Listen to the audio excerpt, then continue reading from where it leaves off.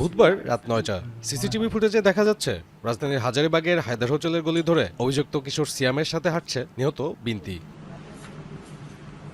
এর কিছুক্ষণ পরই ভবনের উপর থেকে করা এক ভিডিওতে ওই কিশোরকে একটি ছুরি মুছতে দেখা যায়। এ সময় বিনতির চিৎকারে সেখানে জড়ো হন আশেপাশের অনেকেই।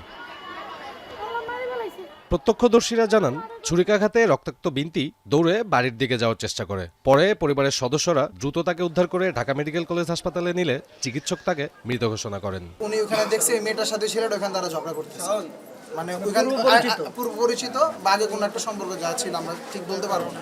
মেয়েটা দৌড়ে ছেলেটার কাছ থেকে দৌড়ে এদিকে আসছে। এদিকে আসার পরে মেয়েটা শুনছি যে আমাকে বাঁচাও বাঁচাও।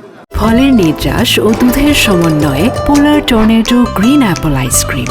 মন ভালো থাক। রায়েরবাজার উচ্চ বিদ্যালয়ের নবম শ্রেণীর শিক্ষার্থী ছিলেন বিনতি। বৃহস্পতিবার সকালে হাজারীবাগ থানার সামনে বিনতির মায়ের কান্নায় ভারী হয়ে ওঠে আশপাশ। দাবি জানান মেয়ে হত্যার দৃষ্টান্তমূলক শাস্তির।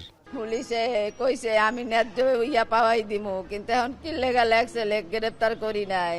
এটা আমার পুলিশের কাছে জিজ্ঞাসাবাদ কেন গ্রেপ্তার করি নাই এটা লাগছে। আমি এই কথাটা বলতে চাই, আমি ওই ছেলেটার ফাঁসি চাই। এ ঘটনায় রাজধানীর কাঁচালবাগান এলাকা থেকে অভিযুক্ত সিয়ামকে আটক করেছে পুলিশ।